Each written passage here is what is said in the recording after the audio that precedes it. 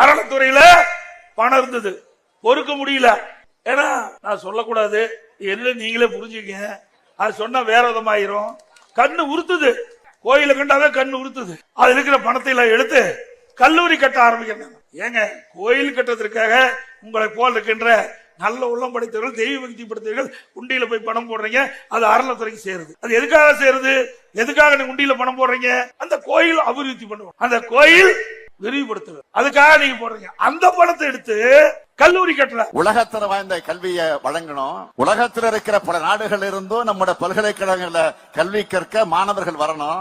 அதுக்கான பிளான ரெடி பண்ணுங்கன்னு சொல்லி இருக்கேன். கல்வி நிலையங்கள்ல சயின்டிபிக் கருத்துக்கள் மட்டுமே கற்பிக்கப்படணும். பகுத்தறிவுக்கு எதிரான முட்டாள்தனமான கட்டுக்கதைகளை, மூட நம்பிக்கைகளை பரப்புற இடமா பள்ளிகள், கல்விகள், பல்கலைக்கழகங்கள் ஒருபோதும் இருக்கக்கூடாது. ரெண்டே தான் இருக்கணும். ஒன்னு சயின்டிபிக் அப்ரோச், இன்னொன்று சோசியல் ஜஸ்டிஸ். இதை கத்துத்தர இடமா தான் கல்விக்கூடம் இருக்கணும். இதுக்கு மாறான நிகழ்ச்சிகளை நடத்துகிறதோ, இதுக்கு எதிராக பேசுறவங்களை கெஸ்டா கூப்பிடுறத நடந்தா இந்த அரசோட ரியாக்ஷன் கடுமையா இருக்கும். உங்களுக்கு விருப்பமான எந்த வேலையும் தொழிலையும் செய்யலாம், அது தவறு இல்ல. ஆனா எல்லாத்தையும் கல்விதான் அடிப்படை. எல்லாத்துக்கும் மறந்துடாதீங்க. படிப்பு பயனற்றதுன்னு யாராச்சும் சொன்னா அவங்கள சைலண்டா உங்க லைஃப்ல இருந்து அவாய்ட் பண்ணுங்க. கல்விதான் யாராலையும் பறிக்க முடியாத உண்மையான சொத்துன்னு நான் தொடர்ந்து சொல்லிட்டு வரேன். இன்னும் 100 முறை சொல்லுவேன்.